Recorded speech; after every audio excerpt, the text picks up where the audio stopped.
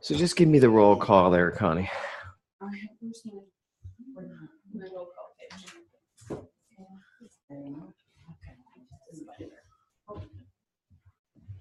Who do I have up there? I have Martha, Devin. Is that Devin or Anthony in the thing there? Can't tell anymore. They're both so big.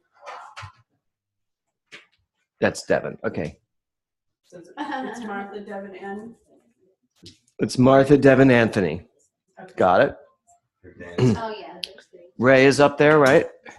Is Mariana? Mariana, are you on there? Yes, I am. Hello. Great. Hello. Terry Taylor. Those of you who are taking your ministerial exam tomorrow night will be very happy you're in this class tonight, because if you pay attention, you will know the answers to a few questions tomorrow. Woohoo! And those of you who are not in the class tonight will wish you were. Okay. Shall we treat ourselves in? So let's all take a deep breath.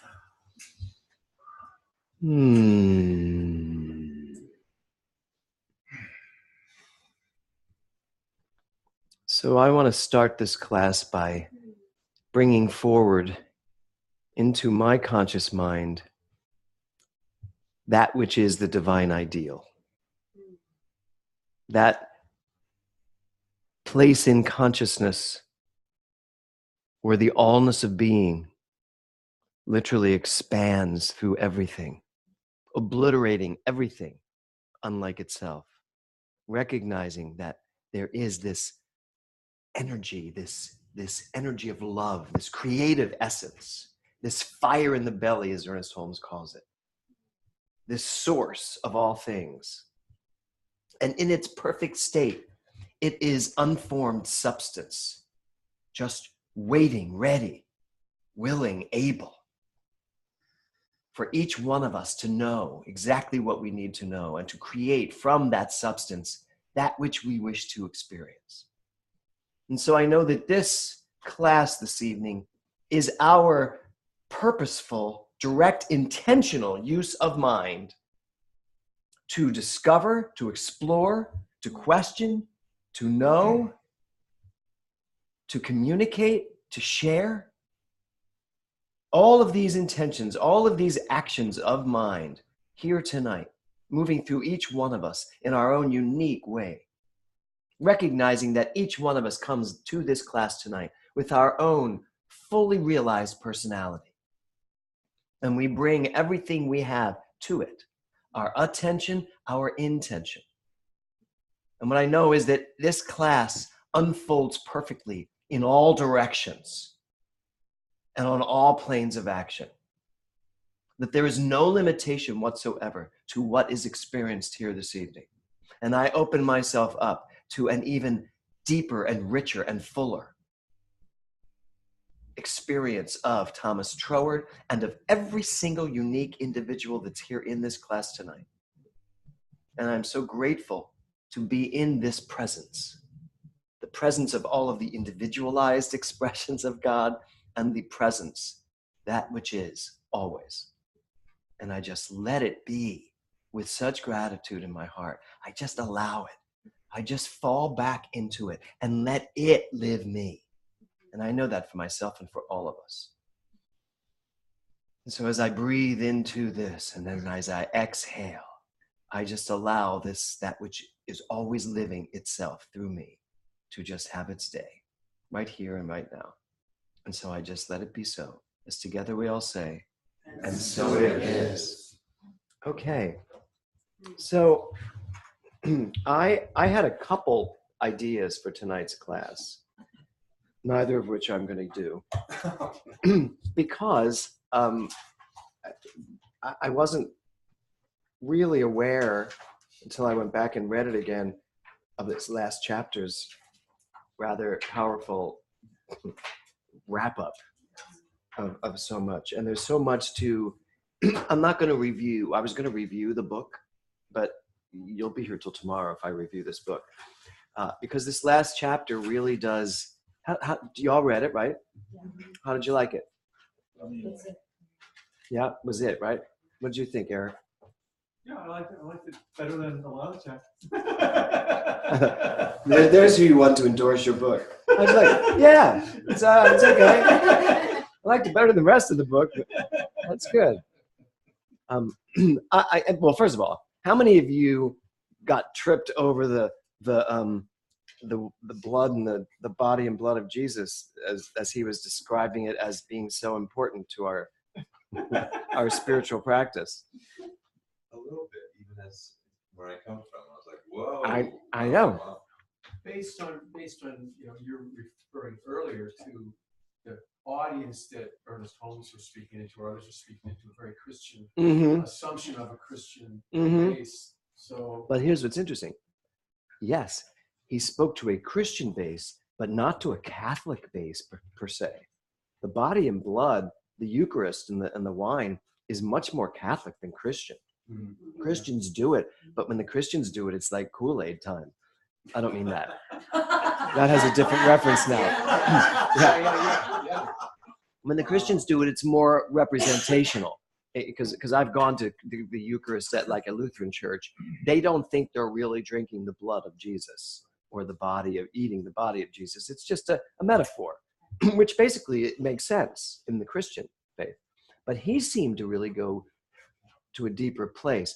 But I actually think I understood what he was saying in a way I had never understood it before. So, but you're gonna have to wait to the end of class for that because it was the end of the book. So let's just start right at the top. Well, first of all, just talk to me about any questions you have before we delve into this last chapter.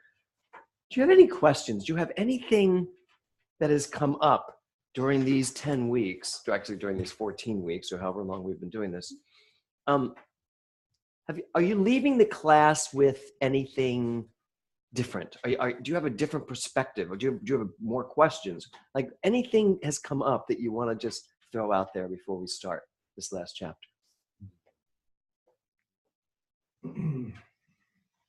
I've done that brilliant a job. There's not a question. I might have a question, which is, I guess I sort of have a question as to why we study Troward, because I feel like the book doesn't really get so much into practical life application the way Holmes does. So part of me feels like Holmes took the inspiration, the best stuff from this that he could then bring to, and I don't know that what is here adds to that much for me. I mean, I once another church I took a class that was called Roots of Science and Mind. Had Emma Kurz Hopkins, Emerson, and a little Troward from the Edinburgh lecture. And I have to say I did get more out of the other two than I did out of Troward then. So I just may not be somebody that gets Troward. But I am curious to know more as to why does CSL have on the practitioner track a whole class just on Troward now versus how that used to be. And just since he was a precursor, like, I mean, you could study not Mesmer, but you could say Quimby, all these other people. Like, why, what about Troward do you think adds to what we already have from Holmes and others in a way that's crucial to moving forward in this teaching? Troward is the most influential teacher of Holmes. Most of what is in the Science of Mind comes from Troward. Most. From this book or from that and the Edinburgh lectures, those the are two main ones? Okay. Yes. And if you read in the Edinburgh lectures, I find even denser than this. For the practitioner track, it's important, and since you bring up the word roots, to find out, where do we come from, and that this being the basis of what Ernest Holmes wrote his own book on, it's important to go back and see where does he get his stuff. I would agree with you a little bit that, I agree with you totally that Troward is not about practical application. Troward's not about, let me give you something to live. Troward's much more, he's much more of the mind. He's much more analytical. Theoretical. Yeah, and whereas Ernest Holmes takes it and wants to apply it. Wouldn't you say mystical as well? Yes, not as much as Emerson. Right. I think Emerson's much more mystical than Troward. Troward can be a little dry. Although in this chapter, specifically the one we're going to do, he gets very mystical. And if you allow him to he expands you in terms of worship. What is worship? You know, and some of his ideas, I think, for me personally, I think some of Troward's ideas, Ernest Holmes has dumbed down a bit, so much so that I don't think Ernest Holmes ever got to the level of where Troward was in some points, like the oneness factor. I mean, I think Troward's a little more audacious when it comes to, Troward would sooner say I am God than Ernest Holmes would have, and he predated him. So for me, that's why I like reading him and teaching him, and because it's required. It's required for the practitioners to understand Troward, and the ministers especially. There's an entire third of the test on Troward tomorrow night. And none of you are in this room, right? They're taking that test tomorrow night. Oh, David, of course. Mariana. Oh, and Mariana, right. So you're going to be happy that we're going to go over this. But I cannot disagree with you about that. The Edinburgh lectures may be a more, there's nothing fun about the Edinburgh lectures, but it might be a more accessible book than this book. Although the first time I taught this book, having just taught the Edinburgh lectures, this felt much more accessible to me. This second time that I'm teaching it, I've got to be honest with you, this second time, and this is my second time teaching this book, it seems much more complex than it did the first time. So, but I blame that on Craig. No. I take full responsibility. Yeah. I actually think that's because of the consciousness level of this room, because you have taken this book and you have not let any of it pass by. It's like it's hard to get in a headspace of pre-Troward and to realize how fresh and revolutionary this probably was at the time. You know, it's hard to take myself back to Right. a blank slate who hasn't been exposed to any science of mind, and this is the first thing. I'd probably be like, oh my God. Yeah. Well, same thing with Ernest Holmes. There's a reason why there were thousands of people trying to get in the Wilshire Ebo, because they hadn't heard this. Yeah. And Ernest Holmes started talking about it out here, and people went nuts. Now it's almost like, here's my dilemma, and I mean dilemma in a positive way, because it's a dilemma I'm excited to solve. This philosophy, Troward into Ernest Holmes, and then just move it beyond that into, like, you know, Louise Hay and Course in Miracles, you know, all the stuff that we have today. The Secret, God save me. I think it has like a water on a duck's back. It's just kind of flowed away. It's kind of gone over people, and they've never really gotten it, really embraced it, really got the excitement that is in this I am God concept. That one came and went so quick. And even that book that was written and the movie that came out, people had such a hard time with it, it just went away. So we're still in a world where we believe in this, and we're going to get into this tonight, this dualistic understanding of God, and this limited version of ourselves. And we are still so ensconced in it that this stuff no longer seems revolutionary, because we think we've already gotten it, and we've kind of like put it aside and said, yeah, that doesn't really work. I have practitioners who have left the practitioner corps who are basically like, yeah, this stuff doesn't really work. In the end, it doesn't really work. You know, and it blows my mind. I'm like, no, it's not that it doesn't really work. You have never worked it. You've never really embraced it. You've never gotten it at such a core level that your life changes. And then when the life doesn't change, it's the science that doesn't work.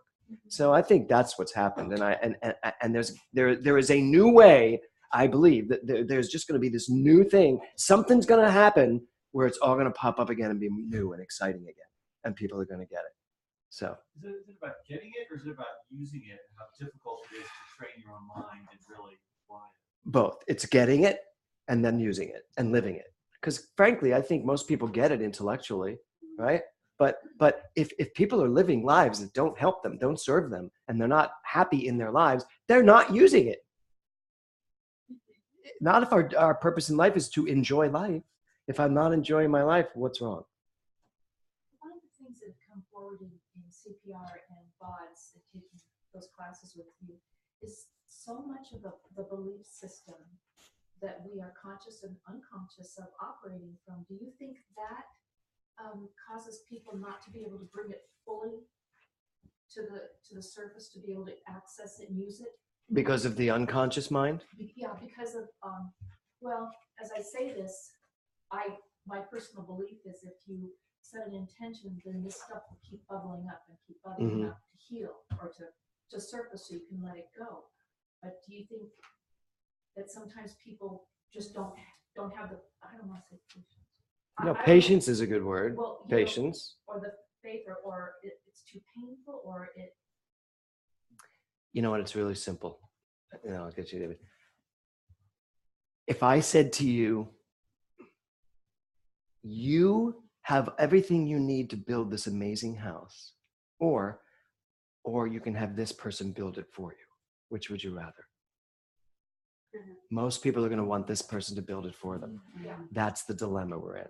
Most people want a God outside of themselves who will give them what they want and take care of them, help them. There's a part in this chapter about when we get so far away from the God of love that we take it so upon ourselves that there's no one else to lean on. That's almost impossible to comprehend. And some people in religious science have taken this so cerebrally and so much. It's about the law, not the love and law. It's so much about the intellect of it that they've lost that feeling, that they've lost that love and feeling. They've lost that feeling of oneness and that feeling of being supported and part of something so powerful and big. I feel so bad about how I wrote my paper. Okay. I'm looking forward to reading these. David? In concurrence with what you said, I agree with that people want that sense of, I want somebody to lean on, not recognizing that not only are we that, we can create, because of the creative process, we can create any means by which, whenever we feel that need to lead, we can do that. That's what practitioners provide. But additionally, people who are not inclined to spirit or to religious or to metaphysical concepts are starting to lean on other stuff. Right. People don't read. Kids don't read. They're not interested in general, don't read. And they don't converse anymore. Talk to children, and with some exceptions, you're going to find kids mumbling because they're afraid to talk, because if they talk, they might be wrong. And nobody talks to each other anymore. They text each other now. And we're dealing with a whole nother God, if you will. It's a technological God that people are leaning on for their entertainment. They don't want to have to think. They don't want to have to discover. They want to be told. They want to be entertained. And they don't want to have to work hard at it. I believe that probably there is an experience of the younger generation like that, but I don't experience them that way. And when I look at my children, my son and my daughter and all of their friends, they are so your children, they are so conversant, and yes, they're technological and they talk through their thumbs. But what is wrong with that? That's just the next level of communication.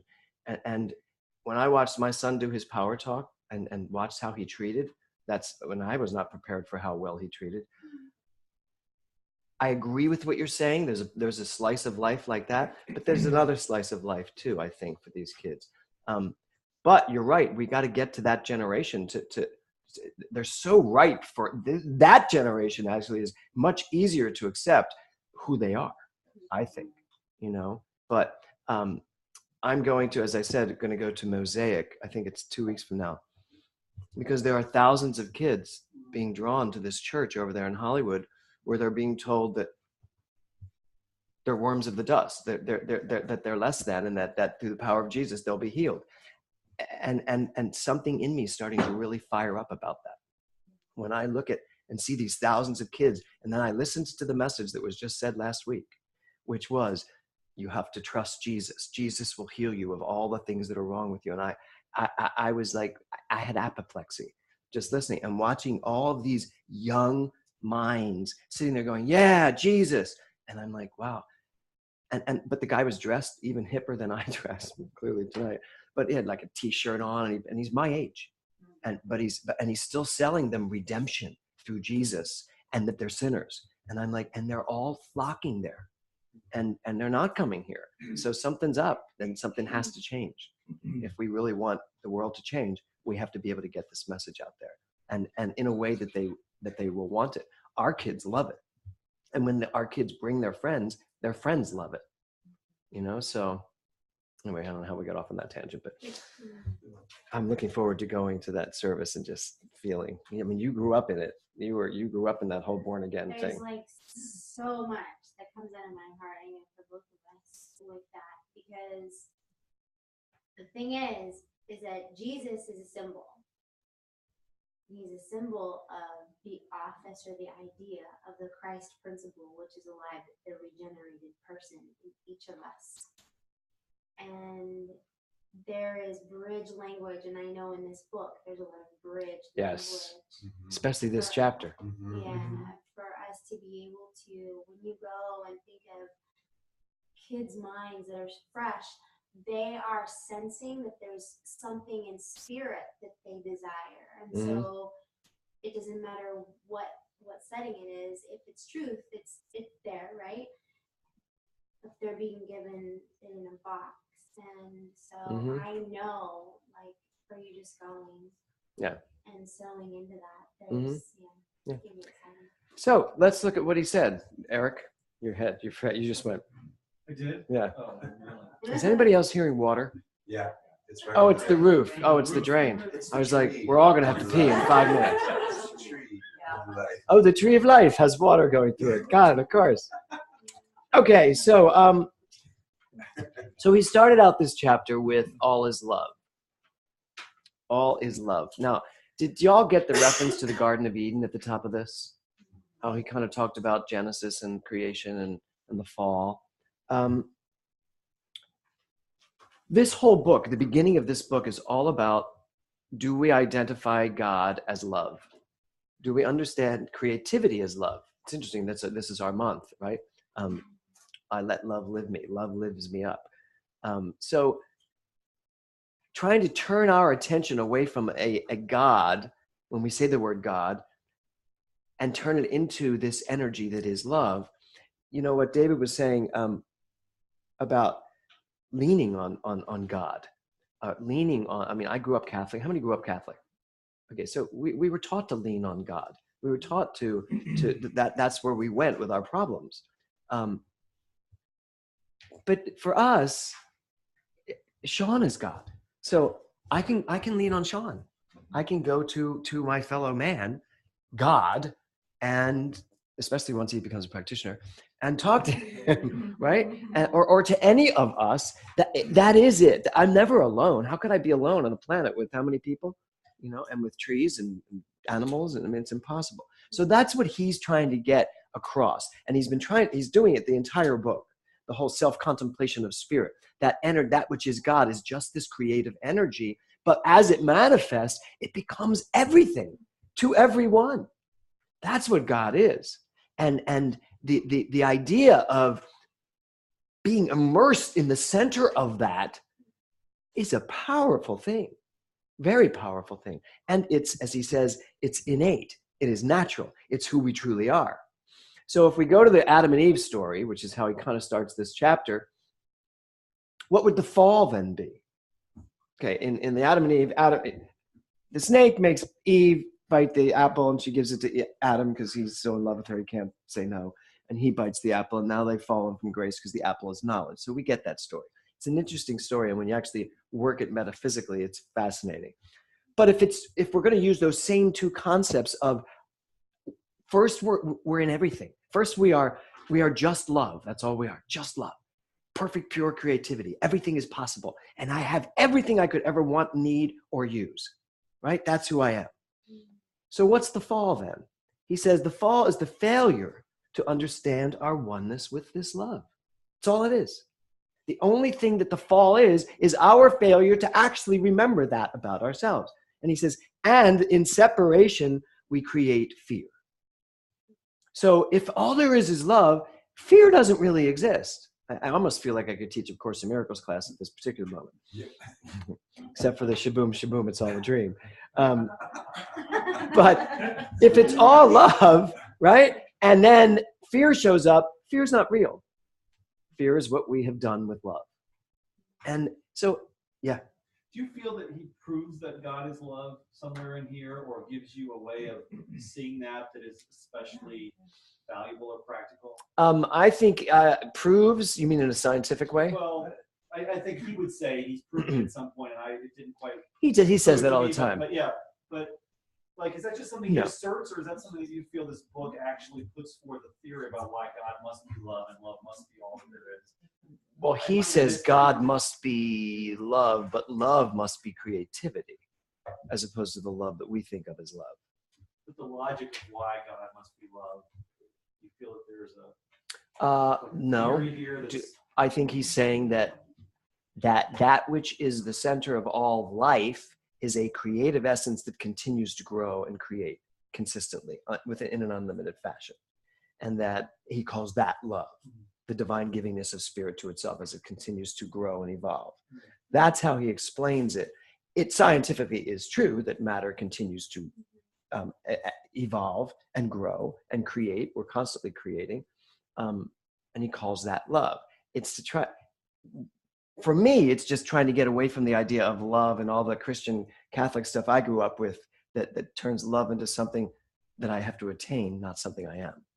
A state of being in love, you know? And I think Trower does a good job, for me anyway, in just kind of cutting all the crap out and just saying, no, it's just creation. We call that love, and that's what love is. Love is a creative essence. That's what he's saying. Is he proving that? No, it's his theory. And it works for me.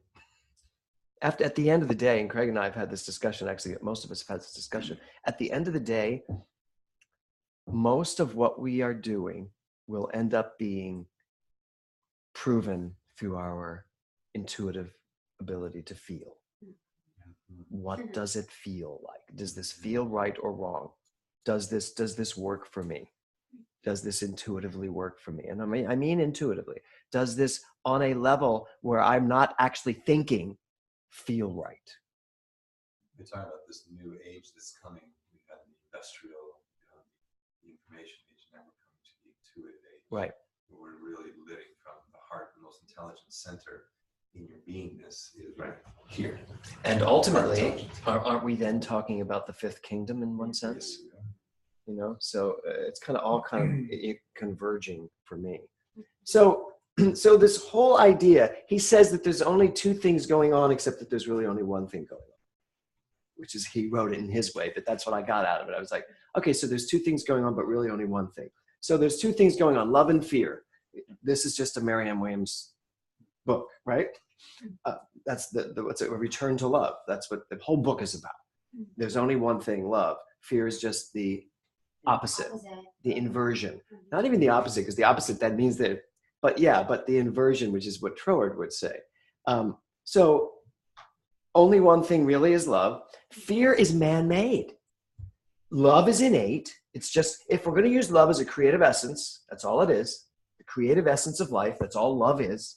The self-givingness of spirit, that which is the animator of all things, that which, whatever that is, you know, it's not the Higgs boson, although they'd love to say that, but you know, whatever it is in there, whatever this is, whatever the center of it all is, we're just using the word love now and saying that's what it is. And that's the creative essence of it.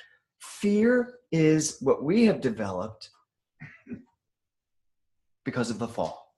Because there are moments when we don't identify ourselves as this thing called love. Fear shows up.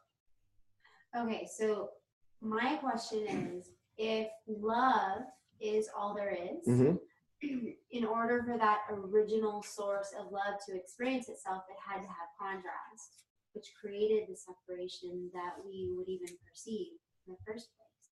But see, I understand that, and I've heard that often from people, but I think that still is too simple. The idea that we have to have contrast to experience something. I don't think that's necessarily true. Because I can feel love I don't have to know what hate is to feel love. I don't have to know what love is to feel hate. I think, first of all, I think everything other, other than that which is the most comfortable, innate, perfect feeling, which is love, are just and that's the next thing on here, is just my reaction to circumstances. I react to things in certain ways, but these things are here because of what we're doing with our minds. I mean, what's nirvana? A state of, what's Christ consciousness? A state of consciousness where everything is in perfect order. Right? Now, so you might answer this in a way that I might not agree with, but go ahead and answer it.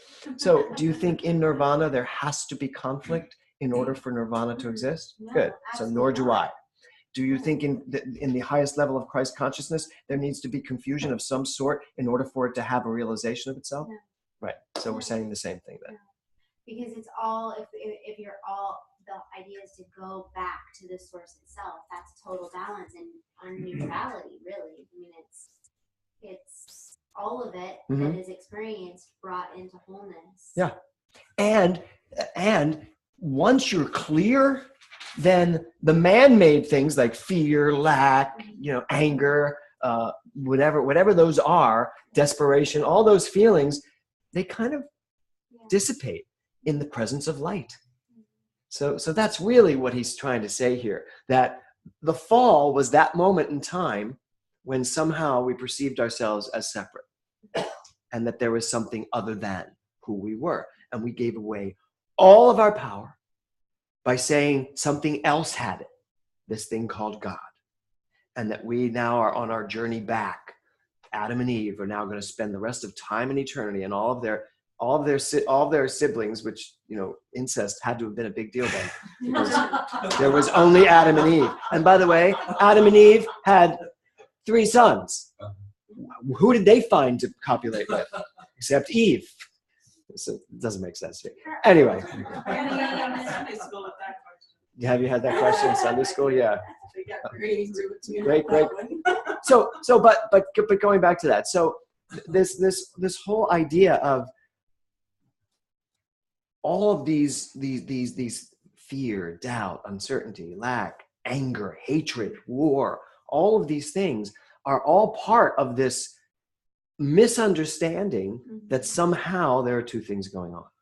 And we're still believing it. We still believe there are 2 things going on because we all still have dualistic lives in some way or another. So is this something that we can just like that turn around and be done with? I'm going to say yes and no. Theoretically, yes. Realistically, we have a big group of people that function in that level of thinking. So race consciousness, by the way, race consciousness is not on our side when it comes to this teaching. It's not. We walk out of this classroom, walk right into a world filled with race consciousness of duality. I mean, it's just the way it works. I mean, even if we just look at the political landscape right now, it is mind-boggling. But you know what I think is really positive about it?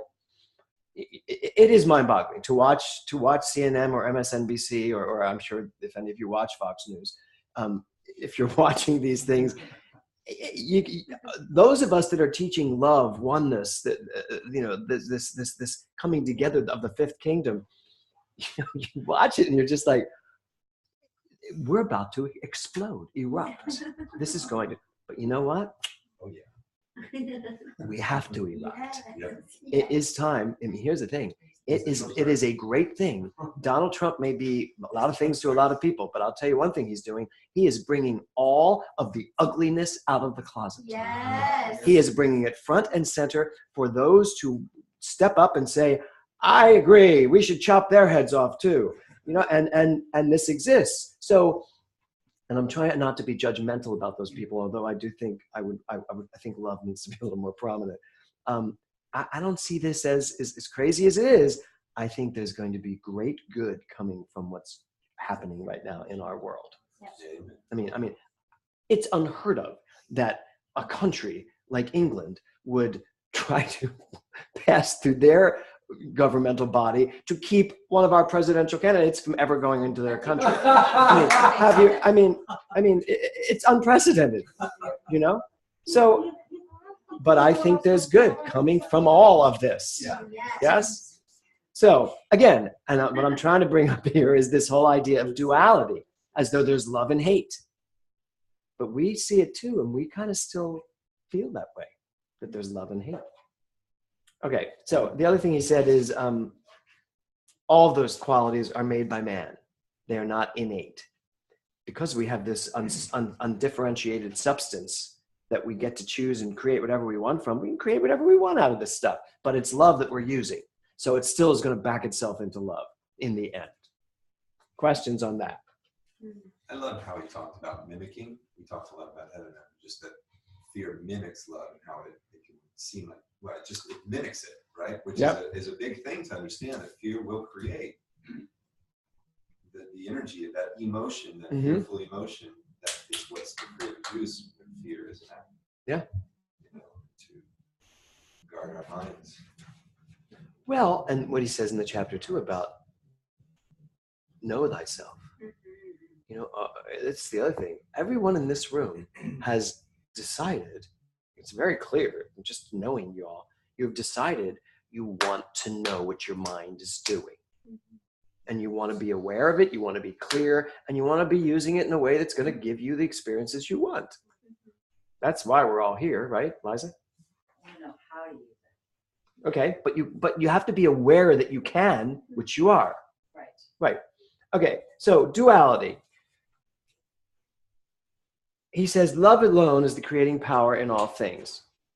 Duality is when we believe in two powers, love and fear. And then he says, all the trouble in the world consists in the affirmation of negation. Did you get that? Do you know what that means? Liza? No. Think about it.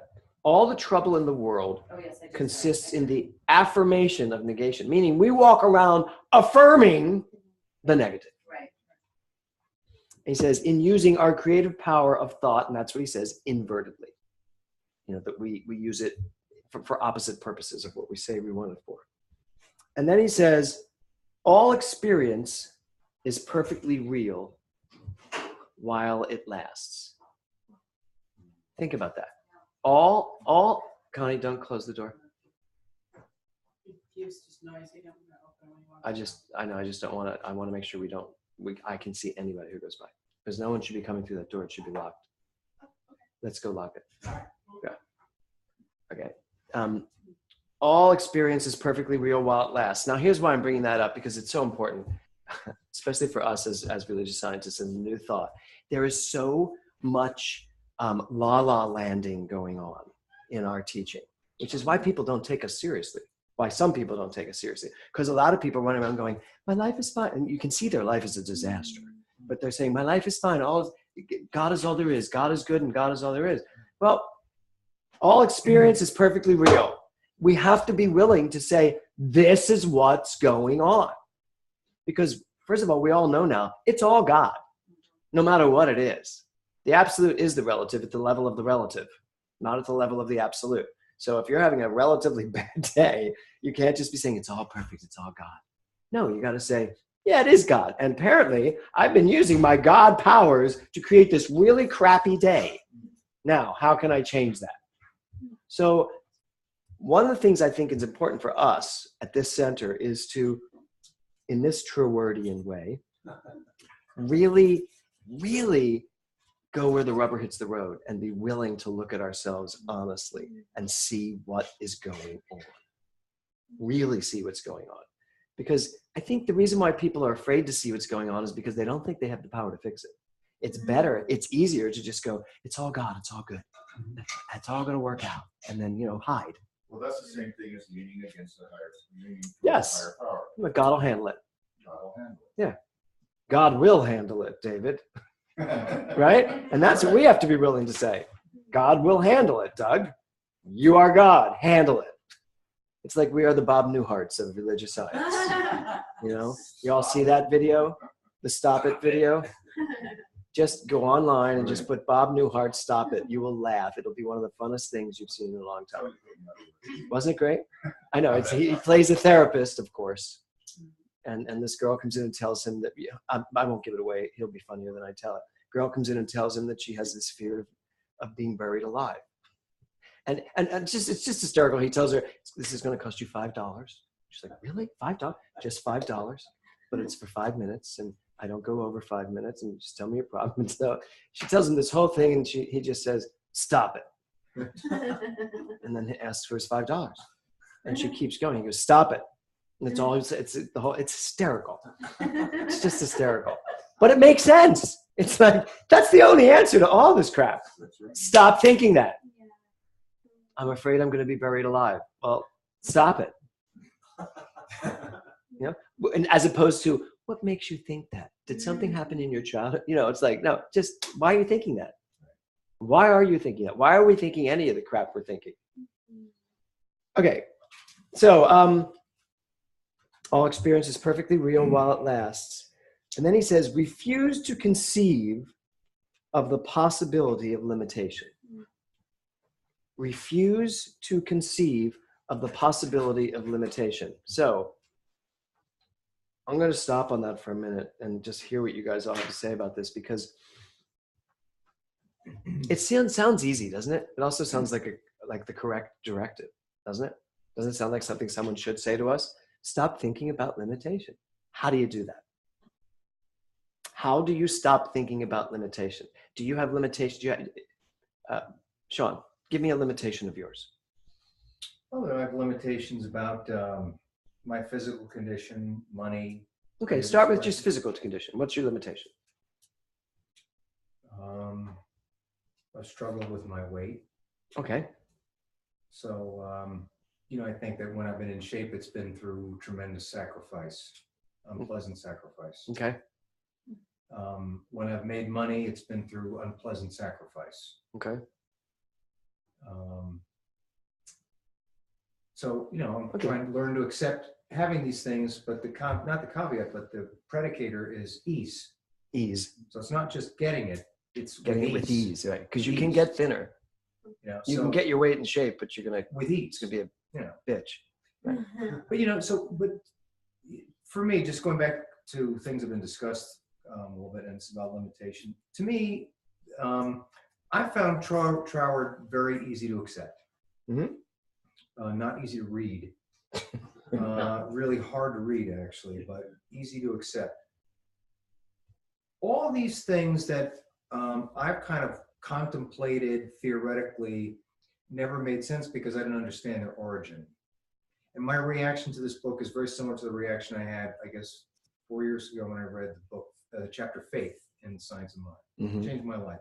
And this book has changed my life because this is not about whether, I guess it's predicated on belief, but you just look at the origin, as you said, Heather, the origin, mm-hmm. self-contemplating spirit, and what it continues to create. So it creates the elements in the periodic table that replicate and flow in an orderly manner, mm-hmm. based on the number of subatomic particles they have. Mm-hmm. And that goes the same way with the cosmos, with the Big Bang theory as we now understand it. You look at nature, it's just creating more trees, more mountains, more clouds, more of everything, more human beings, more ideas, more thoughts. It's constantly creating. It's a love instinct. And if those elements are existing in nature, I'm part of nature. Mm-hmm. And if the distance between the planets is proportional to the distance between my subatomic particles, that same energy is in between. Mm-hmm. So if that's what is all there is, that's all I am. Mm-hmm. And I don't need to know anything else. And now I don't need to fix problems. I don't need to know anything else. I'm like the universe around us. I'm creating. So and I'm creating in order, just like there is an order to the protons in that piece of wood over there. Uh-huh. It's orderly. And that is all governed by intelligence. That same intelligence that governs me, you, and everything. Mm-hmm. So the question, therefore, is given, now that unlike a plant, in a way, I've been given power of volition and choice, Mm-hmm. becomes my choice to use it intelligently or unintelligently. Mm-hmm. And the universe responds accordingly. Mm-hmm. So if I want to think like a drug addict, I experience the life of a drug addict Mm-hmm. or thief. And if I think successful, harmonious thoughts, I experience that. That's what he makes very clear. And it's all set out in order. And that's what he gives as the proper order. Right. And that's the predicate of treatment of the oneness, starting from the macro and working your way down. And that's the philosophy. Right. But it's all, to me, very practical because it's evident when you look at it. To me, it's like a scrim has been pulled, and I can just see it everywhere. Right. And see it every single thing around me. See, in the design of the things we use, this is all the remnant of intelligence. This is a symbol of an intelligent design. A table, a television. Mm-hmm. That's what it is. It's the form, the bottom of that circle, of something that originated up there. Mm-hmm. So therefore, any limitation, I don't even want to focus on limitations. But how do you not? Because that's the question. All of what you just said is correct. By focusing on this, by focusing on the origin, by 24/7 flow. Yes. 24/7. Every time I feel when I'm mired in condition and I'm reacting from a secondary cause, I say, but what's the originating cause? What's the originating thought? Okay. And therefore, That's I don't correct. have to treat away a problem or fix anything. I just have to understand who I am and what I am. Uh-huh. And Correct. there goes the limitation just disappears. Oh, does it? This is you. This is you. This is you, the individualized you, right? There's your conscious mind. You just talked to us about what this science is and how you use your mind and how it works. And it's perfect sense. This is your subjective mind, right? Which has beliefs and It's the stew of belief systems. and race thought. Race thought's in there too. Everything's in there. The seed of memory of all time and eternity is in there, right? Because it just keeps filtering through. So this is working as well. Race thought is working as well. Race mind is working as well. Every belief that's ever been had, the atmosphere of the universe right now, the climate, the tendency of the United States right now, the tendency of NoHo, North Hollywood is right here in this room. The tendency of how this energy around here works. You know, a guy was murdered right down the alley on Monday, apparently. You know, not our alley, another block away, but a block away. You know, so there's energy there from that. You know, and so all of this, and then of course the body of your life down here. So the question becomes, how, given what we're talking about tonight, how does this stay limitation free? Even in opposition to all of this, even opposed to anything that's going on here, how does this stay that way? Well, it stays that way by focusing on the conscious mind level on what is true in terms of understanding who we are, our essence. Yes. And that overrides a lot of other things that are put in the subconscious mind stew that are operating. And it overrides. What is your experience of this? What does, and any of you can answer this. How do you view this? What is your knowing about this? What is your conscious knowing about this? Just look at your life. I think the conscious, Sean, you said I can use this power intelligently or unintelligently, and that's why I was right with you, but right there I'm thinking, to me it's more consciously or non-consciously or unconsciously. Now you can consciously use it unintelligently. Yes, absolutely, but it's bringing my conscious mind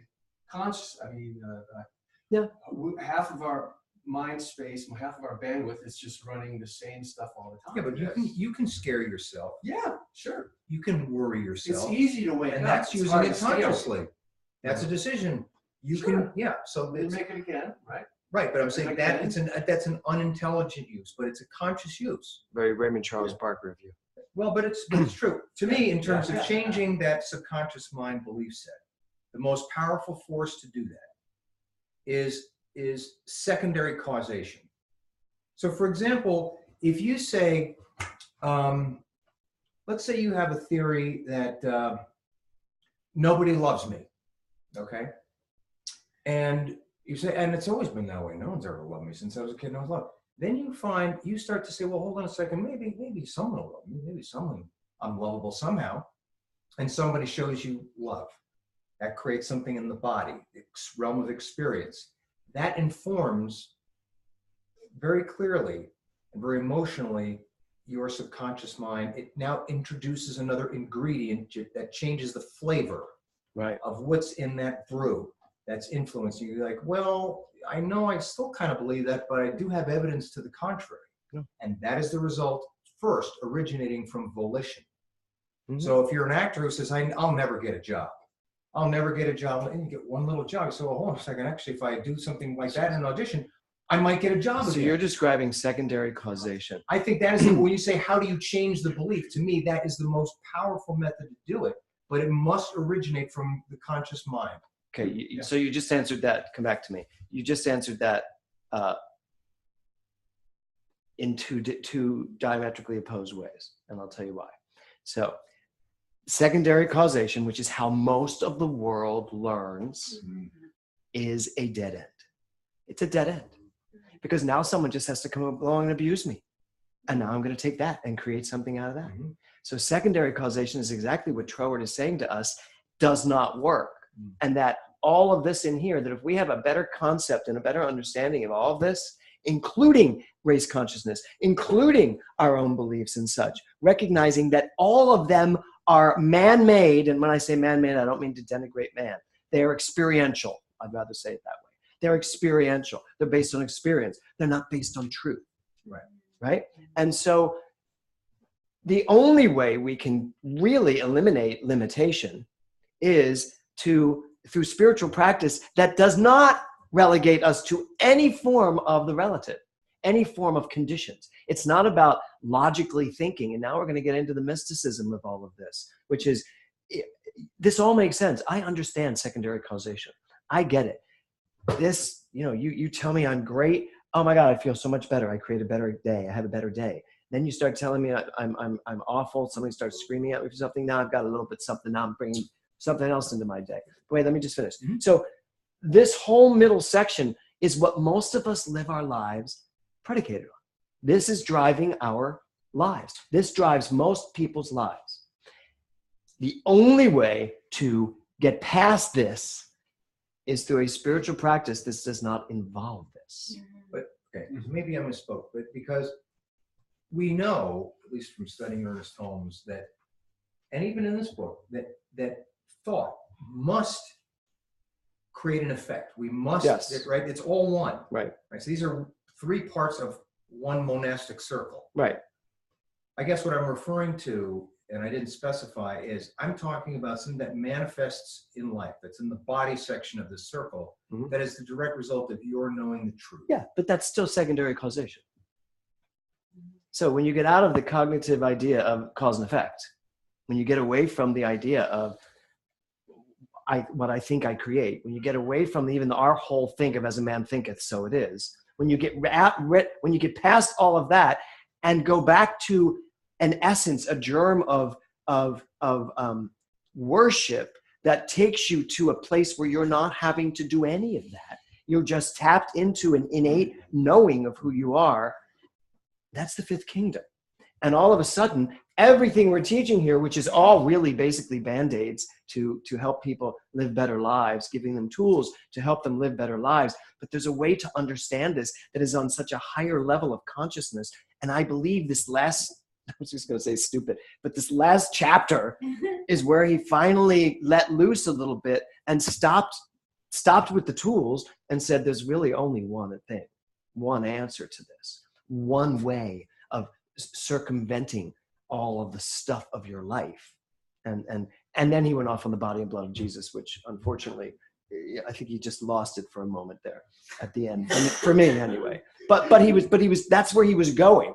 That there's a place, a Christ consciousness, a place in us that when we go there, this doesn't matter. This is wiped clean there. This doesn't live there.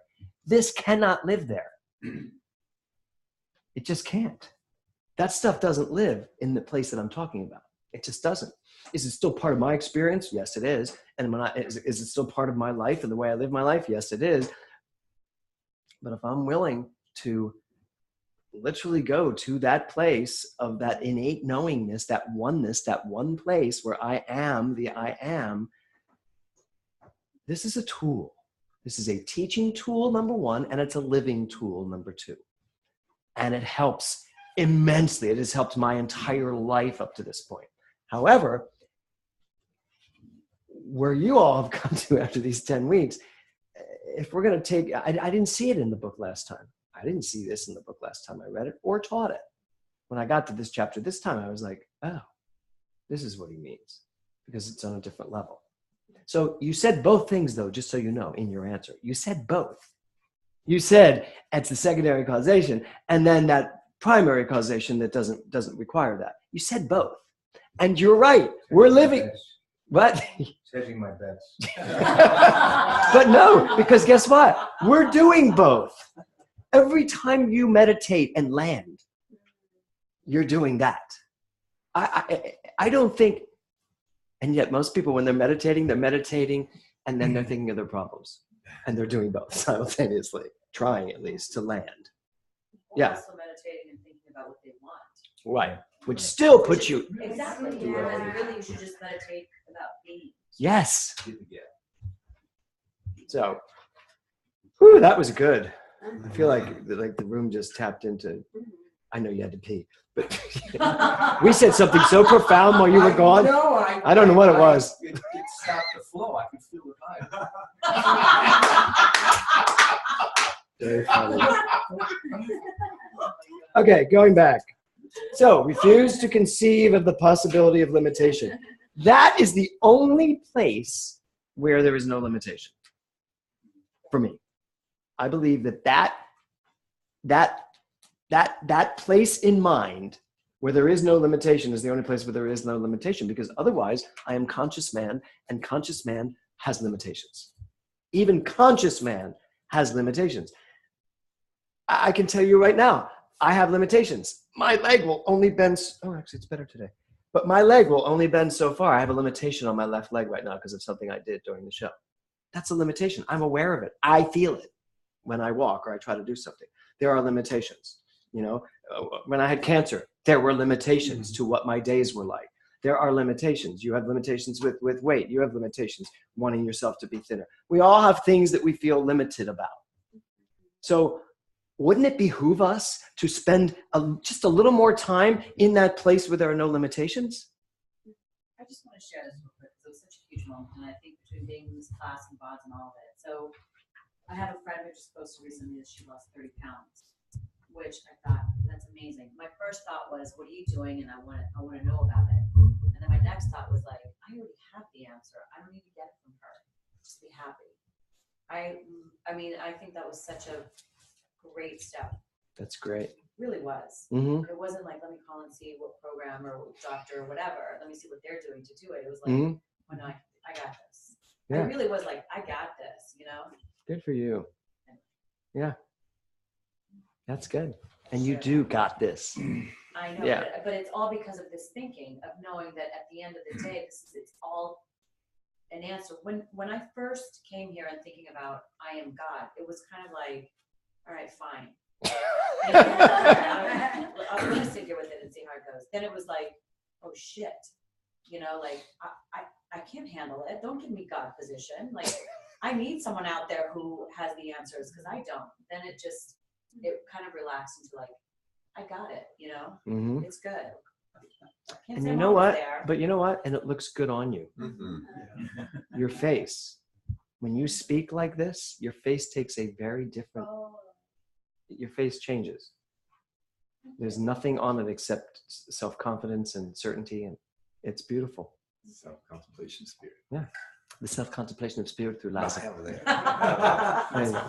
Okay, going on. So he then says our personality is the culprit when it comes to limitations.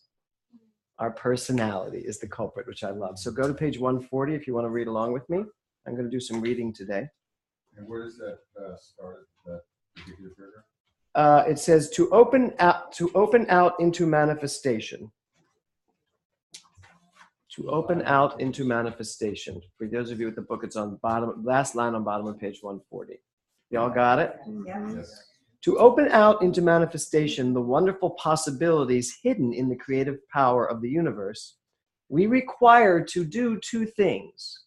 To see that we ourselves are necessary as centers for focusing that power, and at the same time, to withdraw the thought of ourselves as contributing anything to its efficacy. Efficiency, I'm sorry. Or efficacy, that would work too. So do y'all get what he's saying there? There's that two-sided thing. To open out into manifestation the wonderful possibilities hidden in the creative power of the universe, okay? To open this energy, this power, we required two things. To see that we ourselves are necessary, to understand that your mind is necessary, okay? And at the same time, withdraw the thought that we are contributing anything, that we have to create anything. My mind is necessary to consciously allow it, to consciously know it. That's it. That's all. That's where Ernest Holmes got treatment. The concept of treatment is just, you know it, it happens. You don't know it, it doesn't happen. It's that simple.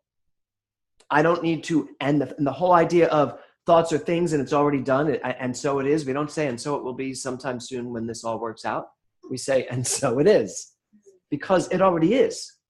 I don't have to create it. I don't have to make it up. That's not my job. My job is to know it. That's it. It already is. Does that make sense?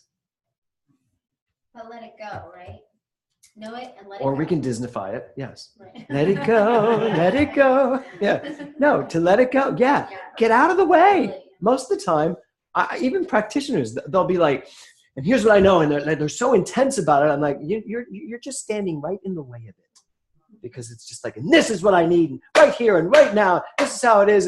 And it's not that you shouldn't get passionate. Yes. But when I see people like really getting intense and bringing in the negative, and suddenly they're forget the 7-step treatment, they're on the 3,000 step treatment while they're bringing in all the negatives, and then they have to go positive it up again, and it doesn't work. That's why it doesn't work, because treatment is only a movement of energy for a specific purpose. And when I say moving energy, it means I am moving my energy out of the way to align myself with that which already is. And it's a lot easier than we think it is. Can I speak to this? Because when I hear that, and I absolutely agree with that, that I am not, that there's a power working, but I'm not doing it. I am not doing it. So and it could be semantics, but there is a power that's working through us as a vessel, as a channel, as there's the causal. And we are that physical form body that's channeling, that's pouring through, directing this energy.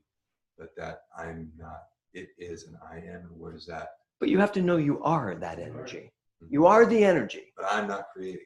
No, you don't create anything. Energy already is. Right. Yeah. And Ernest Holmes says that. How many times in the book does he say? I think it's important on how to access this power, because I've found in my own life, if I'm not accessing this power truly, I don't have any power in my life. And I would rather get rid of the word access, because instantly it's dualistic. How do I live this power? How do I live this power? How do I think as this power? As soon as I think of myself as a vessel, it's dualistic. As soon as I think something bigger than me is coming through me, it's dualistic. It is me. It is me. I am all of that. I'm not creating. No, we don't have to. Isn't that a nice thing? We don't have to create. But that does create a little bit of dualism, which I don't have a problem with. If I'm not creating something other than me, the second thing is what's doing the creating. And I think on one level intellectually can say it is all me. But I think for most people, why they have trouble with I am God is because they recognize I am not the one doing the creating. My sense of myself, which is limited, is definitely not doing the creating. And I like the idea that this bigger thing, this ocean, is doing the creating. Like you said on your first performance, the ocean has to do this. Yes. It can't be me. Yes. Limited sense of me. We all have that limited sense of us. There's no way to completely get rid of that and be I am God 24/7, I don't think. But to me, it's useful to say on one level, yeah, it's all me, but on another level, I'm depending on something that I don't have to do it. Well, what if I were to say this? I might be able to assuage you. What if I were to say this? Nothing is creating. The ocean's not creating either. It just is. Just like I just am. The individual can get in the way and stop it from doing what it does. Not stop it from showing up in my life. Yeah. Let's just say. So for me to say, I don't create, but the wave creates is incorrect. Isn't that what you were just saying? That I don't do it, it does it? But here's the thing. What if nothing's doing it? What if that's just what it is? That's what love is. That's what creativity. Love is the self-givingness of spirit. It is always, always creating. That's just what it is. Creativity is what I am. I don't have to create. I am creativity. So I'm not creating. I am creativity. I am the essence of creativity. I don't have to create. It just is what I am. Our job is to get out of the way and focus it on what I want. Isn't that what treatment is? A movement of energy. That energy, I don't have to create. The energy is creative because that's what I am. And I'm making great sense to me. I don't know how much sense I'm making. I'm like so clear in my head, but I just want to make sure I'm making sense to you. Doesn't the second half of that paragraph?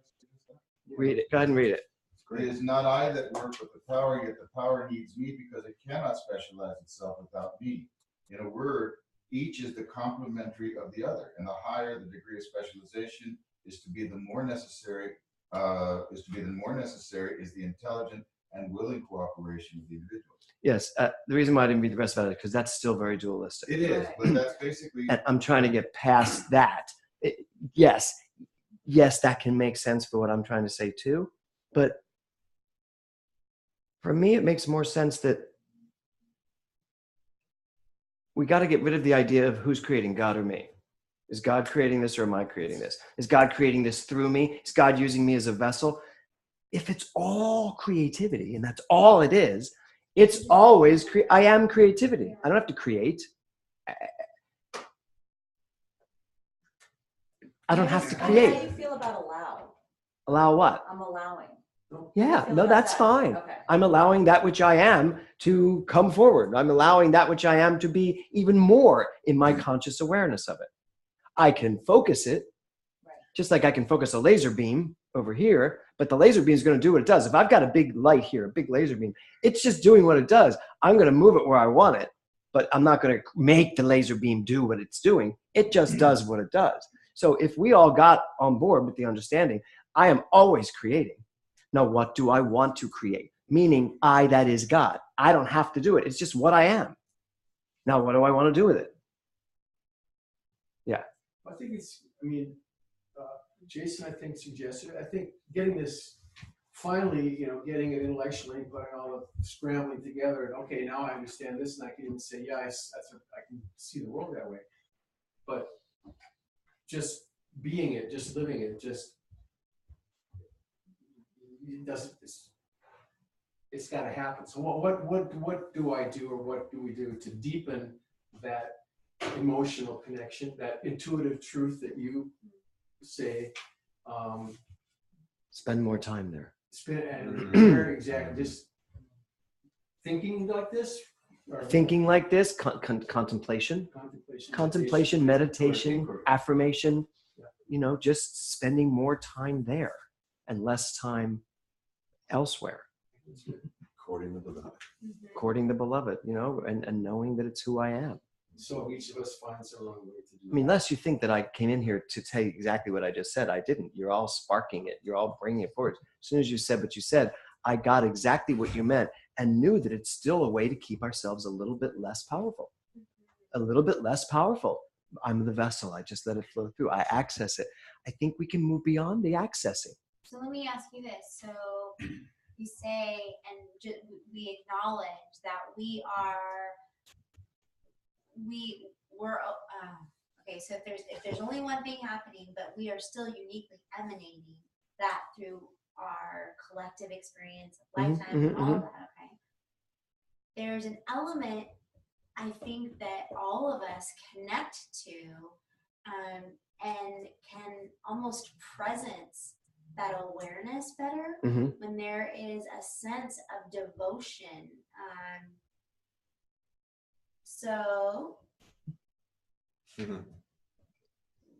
Yeah, I'm going to get to worship right now. Okay. Well, not right now, but eventually tonight. Before we leave here, I promise. Okay. I love what he says in the chapter, the impersonal is used by the personal. Do you know what he means by that? I'll tell you quickly. This is impersonal. This is personal. The impersonal is used by the personal, meaning that you get to be conscious of of who you are, what you are, and you get to focus it. And there is that law that just says, yes, it's all does. It just creates. He says, which uses personality. Now this goes right into alignment with what we're saying. The impersonal is used by the personal, which uses personality not as something we are, but something we use from the infinite possibilities of personality available to us at any given moment. So every single one of us think that we've grown these personalities. You have your personality, I have my personality, Becky has her personality, right? We all have our personalities. But it's not that you are that personality.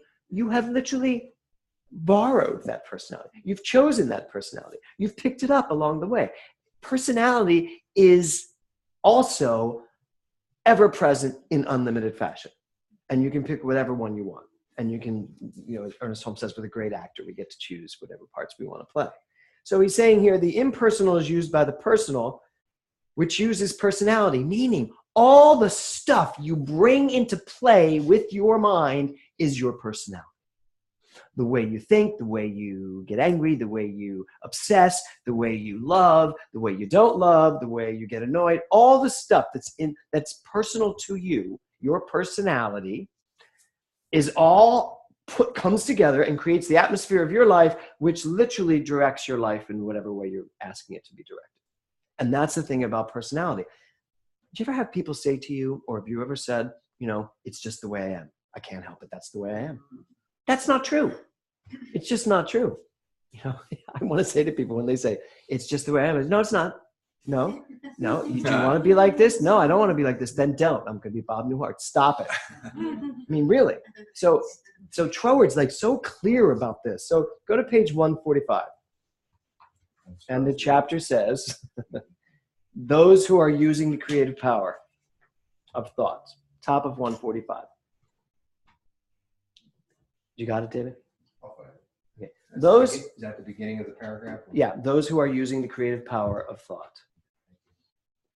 Those who are using the creative power of thought only from the standpoint of individual personality have obviously less power than those who are using it from the standpoint of the personality inherent in the living spirit, which is the source and fountain of all energy and substance. And therefore, in the end, the victory must remain with the latter. Latter, not the latter. So what he's saying here is, when you think of yourself as this individual person put together by whatever, and in this personality, this is who I am, and I'm making all of my decisions, I think, from my personality, you are going to be limited in scope, as opposed to, I am the personality of the universe.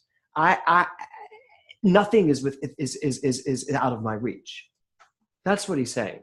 Do y'all get that? Yeah. Those who are using the creative power of thought only from the standpoint of individual personality. For instance, coming from Heather. I am Heather, I was going to say Locklear. Heather Powers. I am Heather Powers, Heather Locklear.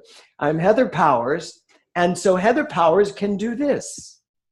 So what he's saying is, don't be Heather Powers can do this. Be, I am God.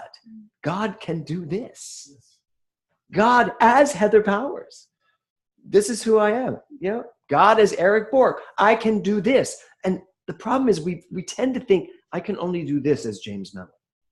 As James Mellon, I can do this. And what he's saying to us is, stop thinking so small. Yeah. I just got something that I learned a long time ago. I think I shared it in another class altogether, this Hindu class that I took. And at the time I thought, oh, what a beautiful way to express oneness. But they talked about how the Brahmin tradition is to take the God from within out and celebrate it and show it reverence and to really give it worship and then bring it back into yourself. And I always thought, oh, that's a neat way of expressing oneness. And listening to this conversation, all of a sudden it just dawned on me, there's this whole, I have to take it from inside me. It is me. And now I'm going to show it all the reverence that I would show some extraneous God that maybe my Christian upbringing would ask me to do, and see it for the greatness that it is. And then that's worship. It fits back here. And that's what. And that's ultimately what he's going to talk about. That's worship. And it's not really worshiping the self, the individual self. It's worshiping the self that's the true self. So you all got that about personality, yes? So you're gonna love this part, Sean. So he talks about the different chemical elements. Different chemical elements, this is for the physical world, the different chemical elements in combining quantities of exact numerical ratios create substance. You all know that, right? We all know that part of this. Chemical elements combined in certain quantities and ratios create specific substances. And he calls that a series of vibrations in a succession of mediums, in order. There is an order to how we create certain substances. All substances, there's an order. And then he says the mind works the exact same way, which pretty much goes back to what he was saying in the beginning. The order of your thoughts is just as powerful for what it is you want to create. So he says the mind works the exact same way. Our thoughts are the chemical elements, and the ratios are the tendencies we surround our ideas with. So Heather can think the exact same 10 thoughts, backed by the exact same beliefs as Doug. They have just thought the exact same 10 thoughts. They believe the exact same 10 things, and they're going to have totally different experiences of it based on the tendency of the atmosphere around those thoughts. Do you get it?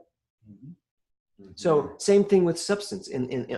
You put these two chemicals together, but you put a different heat, a different atmosphere around it. It's going to create a different element based on the ratio of whatever's around it, whatever the heat is, whatever the sound waves going into it.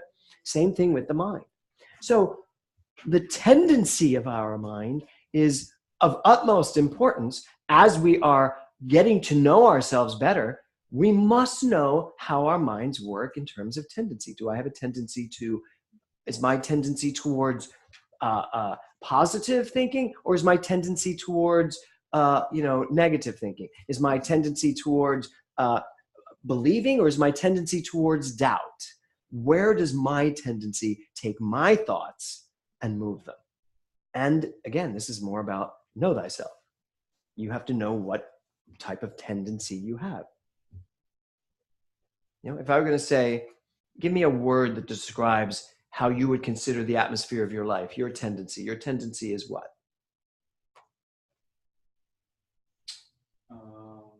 Honestly, I would say frustrated. Okay. Heather? I know hope's not the greatest word, but That's okay. true, like hopeful. Hopeful. Okay, good. Okay. Work. Work? So your tendency is, that's what happens, where your atmosphere of your life is mostly Right, focused. that's where I focus and Okay. to not think or deal with Ah, other stuff. okay. So, Okay. Here. I just said Eric. Sean? relaxed. Relaxed. Okay. Connie? I think my tendency is to land in a good place, no matter what happens. I always Okay. end it Good. up. Becky? Loving. Loving. Okay. Jason? Whoa. Your tendency is to be big. Huge. Yeah, right. In 2016. I would say inspired. Okay, great. Liza? I'd say fun. Girls just wanna. I'm always about fun. I know. Sandy? To believe in possibilities, that things do work out. I believe in possibilities. I believe in. Okay. How do I So say the it? tendency. For this utopian world that you speak of, I believe it's. I want your world, just you. Well, I do, but in my world too, because things do work out. They look like hell sometimes going through them, but Okay, so you have a tendency to believe that life is going to work out for you. Yeah, one way or another. Okay. One way or another? Well, because that's what I've experienced. Okay. Yeah, I have the faith that it will all work out. Okay. Maybe not the way I like it to or want it to, or that kind of thing. If that Okay. makes sense. Eric? Optimistic. Optimizing. Optimistic. Okay. David? To know that my life is unfolding perfectly. Okay. Doug? Same as Eric, optimistic. Okay. Did you say optimistic? Oh, optimistic. Yeah. Too many Erics. Greg?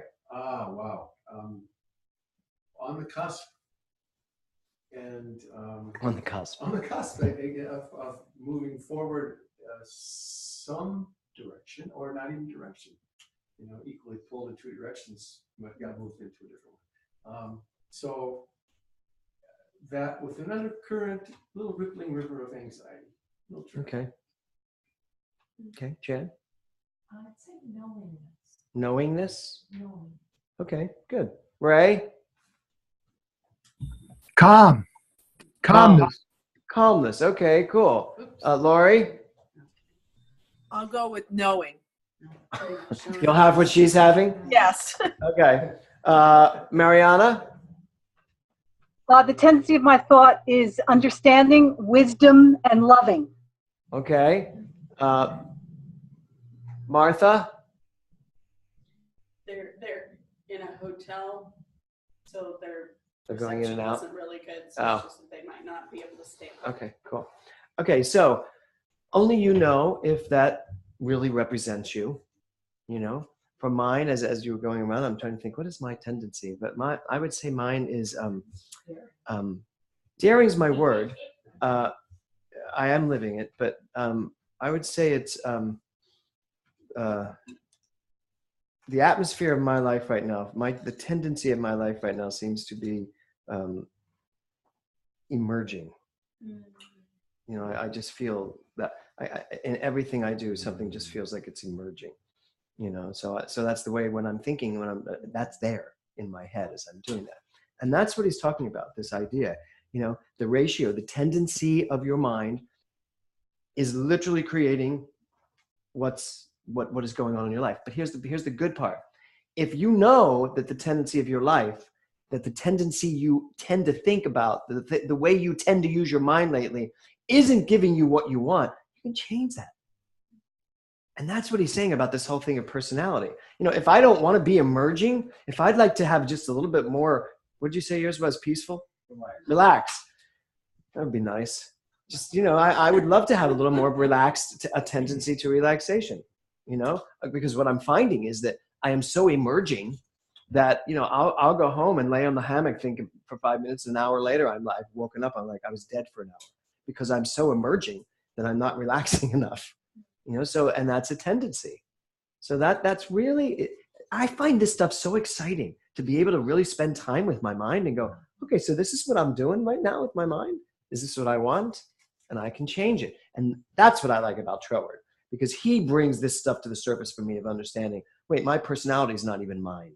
I've chosen this. I don't have to be this type. What did Barry Nelson call me once? You all know who Barry Nelson is? He was a big Oscar-nominated movie star. You'd know him if you saw him, but he's passed away. But he was an old 40s movie star. He starred in 42nd Street when I did it. And when I turned 30, he bought me this book on type A behavior. That was his gift to me. He said, "You are the most what's the word? Overachieving. Yeah, something like that." He said, "You know, you are so driven. He said, "You are so driven. Read this book." And you know, I never did. So, okay, but when you know it, you can actually change it. You can choose choose something different if it's not working for you. Because I actually think being driven did work for me and does. Okay, moving on. Know thyself. So he has in here, know thyself versus know the Lord. And I love what he says here. Herein is the great difference between our two teachings, Christianity and New Thought. Know thyself versus know the Lord. And then he uses this quote from St. Paul, we increase with the increase of God. And I have to tell you, I went searching for that quote, and I could not find it. I couldn't find St. Paul ever having said this way. So he says that you would, I decrease that you may increase. Right, which is not what Troward said, yeah. Because I found that, and I was like, that's exactly the opposite. Yeah. I will throw myself away so that God may be bigger. Yeah, that's not what I'm looking for here. But I'll use his quote that he gave to St. Paul because it makes sense. I get bigger as soon as I associate myself with that which is the biggest of all. As soon as I know that I am that, how can it do anything but literally make my stock go up when I recognize who I am? So know thyself versus know the Lord. But wasn't it Jesus that said that the only way you can ever know God is by knowing yourself? I mean, one of the tenets of Jesus' teaching was that I and the Father are one, and that we can never know God unless we know God through ourselves. And, I think a lot of that, my sabbatical this summer, I was going to finish writing a book I've been writing called When There's No One Left to Blame. And I'm going to actually put it aside and really write Saving Jesus, because I think it's going to be the book that I'm more interested in doing, of really saying, here's what Jesus supposedly said, and this is what I believe he meant, blah, blah, blah. So go to page 152. Which will spark undoubtedly Christian jihad. They'll hunt you down. If I die, if I'm killed, know that I had a good life. And I'm sure it will be for the perfect purpose, because my life unfolds perfectly in life or death. So 152, bottom of the page. It starts with, but this can only take place. Right. Got it? Okay, so he says, so make sure I get through all of this. Good. But this can only take place by our recognition of ourselves as receivers of this divine element. It is receiving into ourselves of the divine personality, a result not to be reached through human reasoning.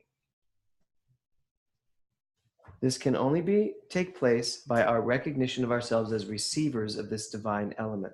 It is receiving into ourselves of the divine personality, a result not to be reached through human reasoning. So, again, going past this cognitive understanding of our teaching tool and how the mind works, and more back to what Jason was talking about, as soon as I say receivers, I start to feel dualistic, even when I say I'm receiving, because then who am I receiving from? And I do tend to stay away from the whole idea of feeling like something's that I'm a vessel. And yet all those words work along the journey. It does. They're all levels of understanding this. And I don't think we can fast track ourselves past the vessel moment of feeling like what is living me, what is moving through me. But what Troward's trying to get us to understand is that there will come a day when we will stop feeling like anything's living us, and we will just be, and we will get it, that there really is just this one thing. But this paragraph, not to be reached through human reasoning. If I'm not going to get this through human reasoning, how am I going to get it? Divine contemplation. And what is that? How do I do that? How are you going to do that? How do you meditate? So how would we do that? It's got to be direct experience, doesn't it? Okay. So how? Sitting in stillness. Sometimes. Some people, that drives them crazy. So, yeah. You have a good answer. Well, I think that there's, I think the more time you spend time with this presence, the more time you just, I say that, I said this last week, court the beloved, like you date, you go in the mountains, you go in the space, you go in the stillness. That's it. You just said it. Yeah. You go on the mountains, you go to the ocean, you go to Jason's events when he's doing sound, whatever that's called, sound healing, sound revealing. You with your individual unique personality, you are the only one who knows what takes you there. Would you say coming to classes? Yes, look what we're doing tonight. I was really tired when we started a little bit, and I'm like bursting out of my skin right now. So yeah, a lot has come through for me anyway. That's why I said, I was like, I know what I mean. I don't know what you're all getting, but it's getting very clear to me, even more so.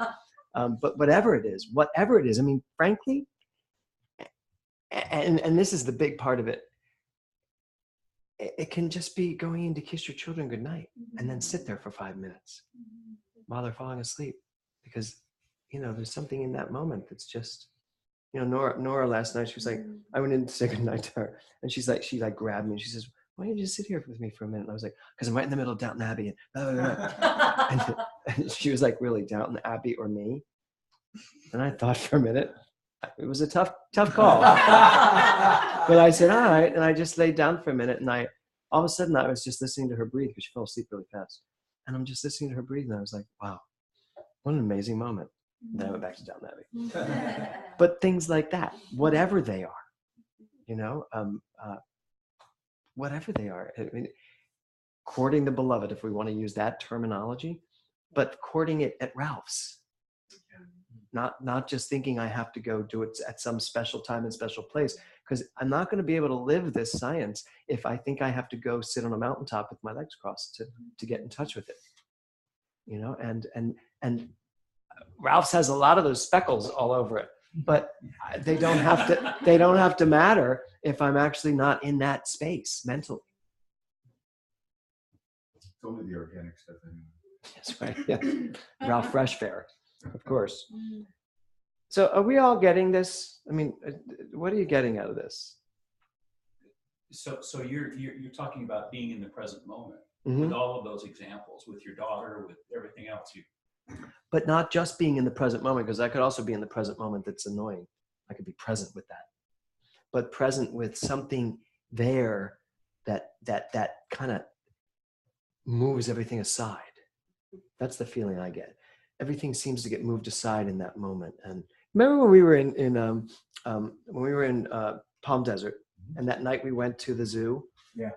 And there was that big light thing, that big light show thing. Yeah. And I have a picture of this. And there was this big thing that was really kind of cheesy, but it was all these lights. The light tunnel. And we all walked through it. And as we were walking through it, I don't know what happened, but I saw it's like everything morphed. All the lights were there. And I think you and your kids were in front of me, and I saw them. And I think Brian was jumping. It was like in a moment, everything. And there was a moment I felt my heart expand. And everything, I think Nora was like hugging me or had my head. And everything those kind of moments. That's what I'm talking about. And being willing to stay in that moment, and then let that moment last, let it sit there, and not just turn away from it and go to do the next thing. That's what I'm talking about. Isn't that funny? I can pull that one up because that was like so. It was a great, or even that particular zoo. Whenever I go to the desert, I will go to the zoo or right up on Portola, the living desert, because I could sit with the giraffes for like a half an hour. An hour. I could just sit right there at the giraffes, and especially if the giraffes are feeding and they literally come over and they just had a baby giraffe. Just moments like that you give yourself. Has anybody been to the living desert in Palm Desert? Isn't it gorgeous? It's just, I go first thing in the morning when it opens and they're all feeding the animals, and it's cool. Beautiful. That sort of thing. I went to a wedding there. Really? Oh, I bet that was pretty. Gorgeous. Pretty. I wonder if it was the same. So, Ages ago. okay, going on. Okay, so he says, this is the true starting point for the true new thought, the new atom of the new race, each of whom is a new center for the working of the divine spirit. New thought. It's interesting. Tomorrow night on the test for the ministers, they're going to have a whole section on new thought, and it's interesting because it's all historic. Knowing who everybody is, who started New Thought. The Metaphysical Society of Boston, the Transcendentalists. Where did it all come from? All great stuff. Nice to know all that. Nice to be able to converse in those facts. But I almost feel like New Thought hasn't begun yet. Really. I think that there was a lot of regurgitation of Christian values, trying to find a new way to regurgitate the same Christian values in different words. And what I get from Troward, which is interesting because he's around the time of the Transcendentalists, when he says this, the new atom of the new race, New Thought to me is the understanding and the comprehension that, well, I am God, that what this thing is that we're all seeking to know more of is truly ourselves. And that's really the new thought, not the old thought trying to make it a little better to understand, but a new thought. Are we really willing to have a new thought, not just old thought dressed up better? And I honestly think that's the cutting edge of this. And when there's a new Adam and a new Eve, because suddenly, if we're going to go back to Adam and Eve, the first two people, I don't believe it, but the first two people, then Adam and Eve, meaning who finally there's no fall. The fall's gone. We actually remember now, oh my God, it is Eden. This is who I really am. This is who we all really are. No, it's like that movie. What was that movie where all of a sudden everything just stopped and everybody just suddenly saw everybody changed and everybody just dropped all their weapons. I think it was a big war. I have the image in my head and I can't think of the name of the movie, but they all just stopped. I think something from outer space came, and everybody just stopped and just went, oh, what are we doing? Why are we doing this?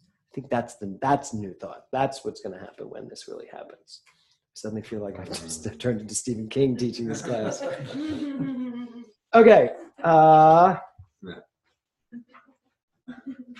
Okay, the true meaning of worship. Page 155. 155, second paragraph.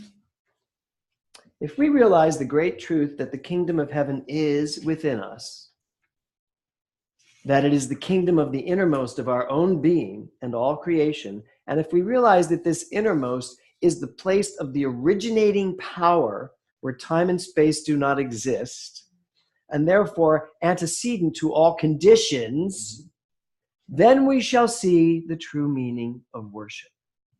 So he's saying here, worship can't be when we take all of our problems to God, which was the old maxim, Dear God, please help me with this, this, this, and this. And that's supposed to be worship. No, it's pleading, placating. So he's saying when all this goes away and we tap into that infinite feeling of knowing, now we're in the process of worship. He says, this is the true meaning of worship.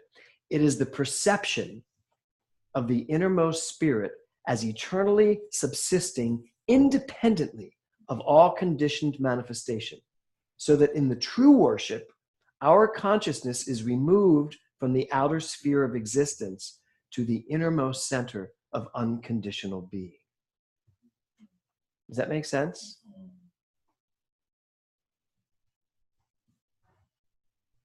The perception of the innermost spirit as eternally subsiding independently of all conditions, manifestation, so that the true worship, in the true worship, our consciousness is removed from the outer sphere of existence to the innermost center of unconditioned being. Meaning, when I'm capable, when I'm able to take my mind and remove it from all of this and really tap into something that is unconditioned, no conditions. He's saying that's the true meaning of worship. Now, for me, that's when I say, how are you going to do this? And there are many ways of doing it. It's all personal to whatever you do to do it. Can you get there? And then, as Connie was saying, can you get there and project it out? Can you get there and then live there? And walk the planet from there. Interconnect from there. Even in the midst of struggles, Sean's having a really bad day and I'm with him, but I'm still coming from here. I'm not suddenly going, all right, let's deal with these conditions.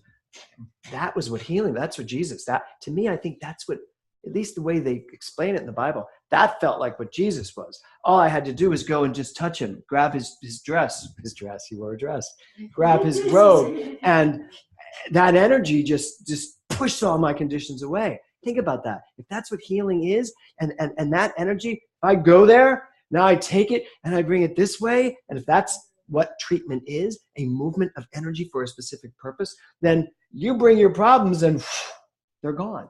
God, that's what the Christians do, that thing where they hit each other in the head. But it's that sort of thing. Like, that's what I think Jesus was capable of. Make sense? Oh, you weren't following me. Sorry. He was listening. Yeah, he was so enraptured with what you were saying. But isn't it you, not Jesus, but you? Oh, any of us. Believe it to be? Yes, but it was there. I believe it was there for him. Yes, but if you didn't believe it for yourself or believe in him, yes, then it. But I also think this. Why did so many people believe it? Because I also remember, treatment works, according to Ernest Holmes, treatment works based on the power of the person giving the treatment and the receptivity of the client, right? The receptivity of the client is much more receptive when someone's power is so powerful that they feel it.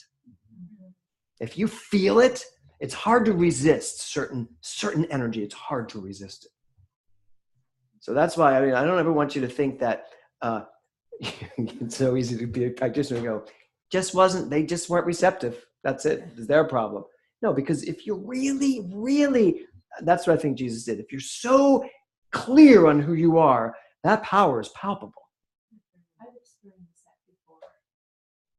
Yeah, as I have. And I do understand what you're saying. I'm sure that's part of what goes on with John of God. Mm-hmm. Which Caressa McElhaney is going, and she's going to, the Sunday she gets back, she's going to talk to us about it.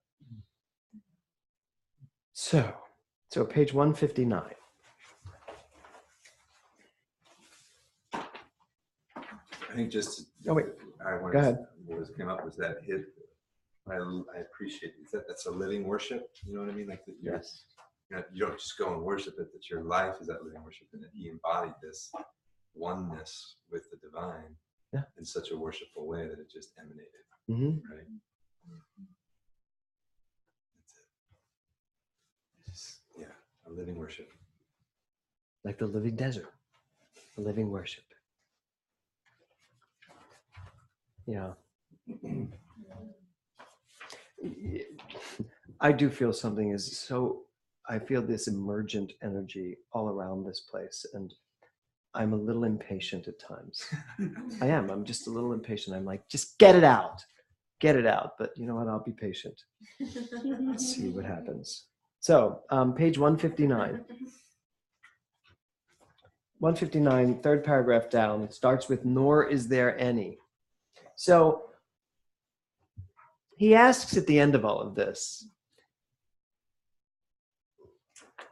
when's it going to happen? When's the time? When is man going to reach this? When individually, not collectively, each one of us, when is it time? What do you have to do? You know, how long is it going to take you to really get to a place where you're ready to do this stuff? You know, and the answer has to be the time is now.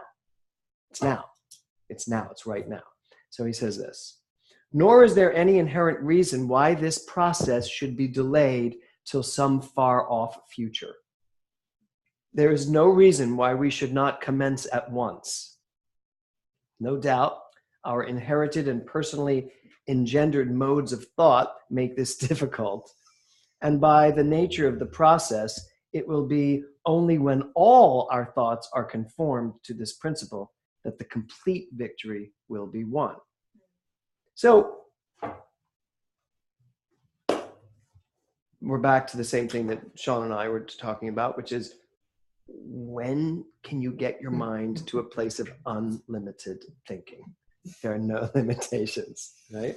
So I do believe that tonight's class have given us a lot to think about in terms of, you got to think more from that side of the equation, and more and more and more and more until finally we arrive at that place where we're just not, limitation just doesn't come into the equation anymore. We know it intellectually. Each one of us, if argued, if someone came up to you and told you that you were limited, you would argue it. I think you would argue it intellectually. Even just theoretically, you would argue it. It's like when I asked on Sunday, who was born into this, you know, rich and prosperous and opulent, and the only hand that went up in the room was someone who I knew he was kidding. But then Kim's hand went up and she said, well, we all were, right? And she was right. She was absolutely right. But that wasn't the relative facts. But when are we going to start thinking from the absolute, not from the relative? Even in the face of the relative. Because that's what's going to change the relative. Mm-hmm. When we really continue thinking in the absolute. Okay. Now, the last thing I want to talk about, it's perfect timing, is the principle of resurrection. He talks about, at the end here, the principle of resurrection. And he says, I am the resurrection and the life, Jesus said. I am the resurrection and the life. But, and I don't want to give my Easter talk away, but you'll hear a little bit of it on Easter. This is the first time reading this book that I really got resurrection in a very different way. If Jesus said, I am the resurrection and the life, I think we have obscured that into thinking he meant that he rose from the dead, that he was the resurrection, meaning he died, he never died. His body died, but he rose. His body rose. He got up and walked. That's the Catholic, that's the basis of their entire teaching. If Jesus didn't rise from the dead, there'd be no Catholicism. But I think what he was saying is, I am the resurrection, meaning I have the resurrection of mind, consciousness. My mind has risen to that highest level where there is no limitation. All there is absolute truth. That's the resurrection. I am the resurrection and the life. And I think what I just said a moment ago is what that quote means to me now. I am the resurrection of my mind and the life. I live from the resurrection. That's what Jesus, I believe, might have meant. I am the resurrection and the life. I am that consciousness of thought that lives from this truth and nothing else. Nothing else. Go ahead, crucify me, hang me, do whatever you want. It doesn't matter. Those conditions have no effect on the truth of who I am. Make sense? There, you don't have to come Easter. It's going to be something like that. So, that's the book. In these last 4 minutes, questions. I've had a great time teaching you all and being, and I won't even say teaching you all, being part of this class, frankly. It's going to be interesting going back to Essential Ernest Holmes after this, but I think it's going to be fun to actually take Essential Ernest Holmes, the practical side of this, having done all of this. Right. It'll be easier reading, yes. No, but I think if these people show up to that class, it's going to be amazing. Yeah, a lot of you are in the class I know already, so it's going to be the same minds in the class, except a lot of other minds too. So, but questions? Any last questions or last observations or thoughts? It's like, nope, that's pretty much, it's all been said. Well, it's been such a rich experience with this, it has been. This class. There's so much that's come out of this class. It's kind of hard to sum any of it up. And I'm grateful for all of you. There's not a person in here who hasn't contributed so deeply and richly to this class, be it with your agreement, with your disagreement, with your confusion, whatever it is, you're wanting it to be something else, whatever it is you brought to this, brought it to a whole different dimension and just kept expanding it, growing it, growing it. I've never had a Trower class that I've enjoyed as much as this class. It's true. It's just been terrific. I mean, this is kind of like the stuff we do in ministerial. You know, we get this, actually, even this past, our ministerial class hasn't been this deep. Yeah, they didn't have to stand into Yeah, you guys didn't have to do it. Yeah. In the ministerial class, they have to work they do all the work. I just sit back there and critique. It's much easier. So, okay, good. So shall we treat ourselves out? But I want to do a different treatment first. So if everybody would just stand up, if we could just get into a circle. Oh, and you guys online, Eric and I are right by the TV, so we'll just know that you are right here in this circle. Okay? Ray, Mariana, Lori, everyone. And I want to grab. No. It's more of an amoeba at this point, but you know, as long as it's connected.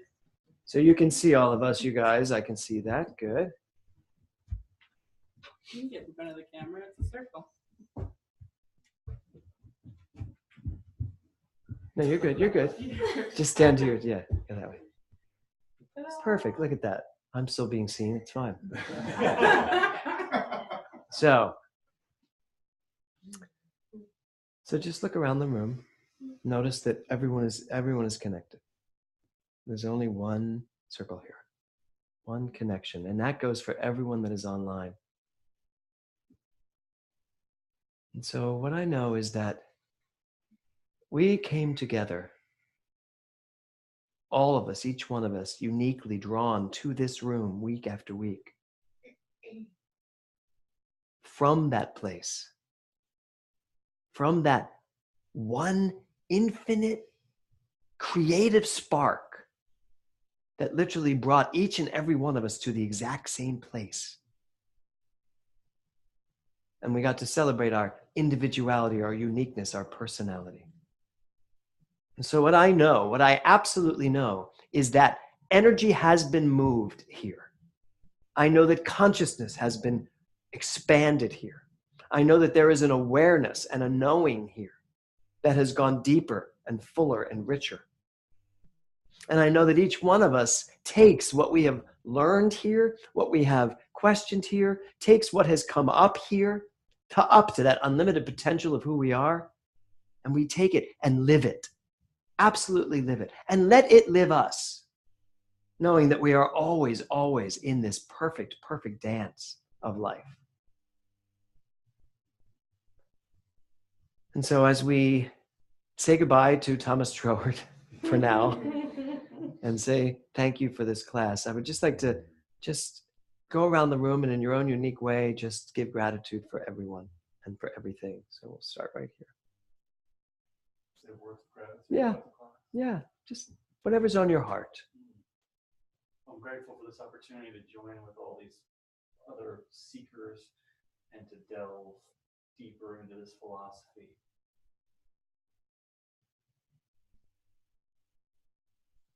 Thank you, each one of you, for your magnificent minds.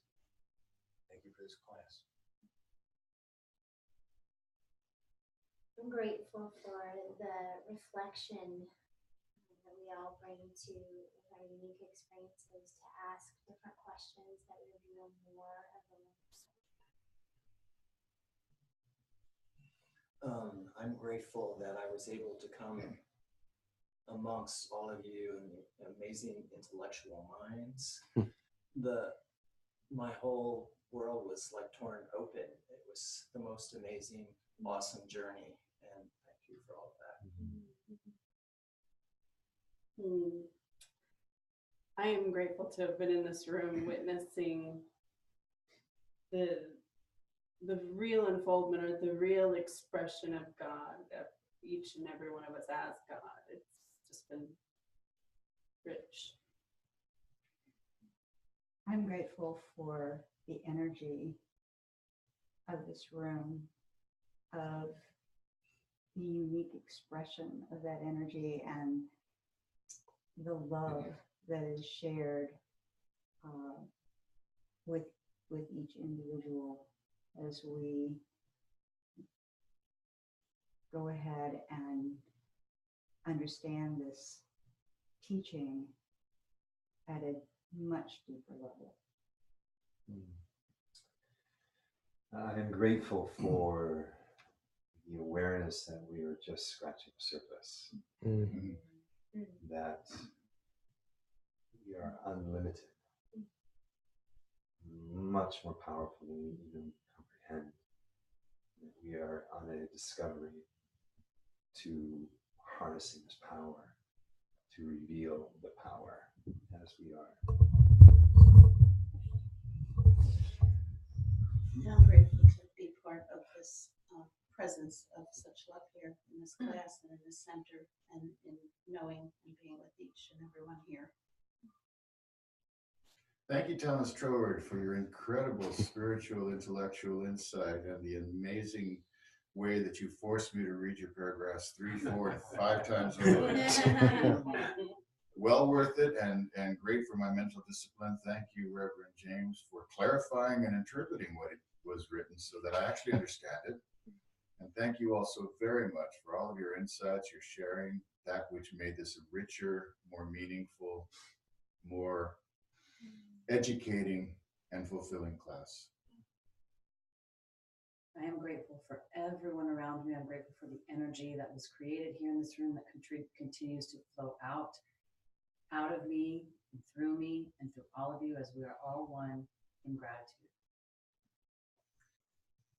I'm grateful for the experience, getting to know each of you, and I feel changed. I feel my mind is stronger and my heart is softer. I'm grateful for the love and the energy that everyone in this class has brought to it. And I've experienced it as each class arriving, feeling, how am I going to have the energy to go through this? And leaving feeling tremendously energized. Thank you. I'm extremely grateful for the opportunity to challenge my mind, to put it to work and make it work so hard. I'm grateful to Reverend James for the commitment that he brought to this material, his commitment to making sure that I understood it as best as I could, that each of us could. And I'm grateful for every personal contact, every little passing in the hall or how you doing, every eye contact, every little moment that made each of you at some level personal. Thank you. I'm grateful through my consciousness, I have attracted a magnificent spiritual teacher, and I have attracted a magnificent spiritual home with such beautiful minds, and to be with all of you in consciousness and knowing that I deserve to be with all of you. I am so grateful. Lori, Savvy? I'm just so grateful for the technology that allows me to be in this class. And in my jammies at the same time, with my dogs in my lap intermittently, and just so grateful for the minds that were in this class and for the space that you created, James, where everybody got to discuss. I mean, I just, next time I want to be there in person. I'm so grateful that I got to participate. Great. Mariana? And I'm so grateful for the high awareness of each individual and the wisdom and the knowledge that came forth through each individual and through you, Reverend James, and just a greater level of understanding, especially in the last chapter, of the wisdom and the truth that Troward lived and wrote for each and every one of us to expand and evolve who we are as God. Thank you. Ray? Well, I'm grateful for the internet access to participate in the fellowship, for the expanding opportunity to have a greater understanding of this philosophy, and grateful for the presence of all of you online with me. Great. Did I miss anybody online?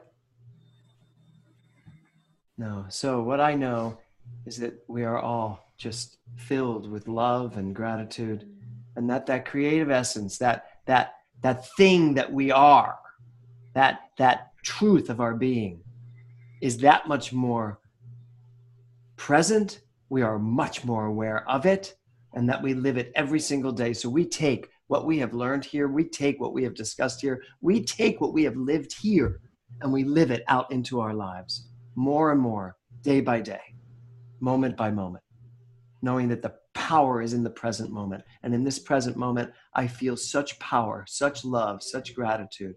And so I just say thank you to each and every one of you for bringing me to this place of truth. And I just say that each one of us steps out of here tonight so much more than we walked in here with. Blessed, loved, and radiantly alive. So with this, I just release it, knowing that it is done by that impersonal law that says, yeah, give me it. Yeah. We give it, and it is done. As together we all say, and so it is. Thank you, everyone.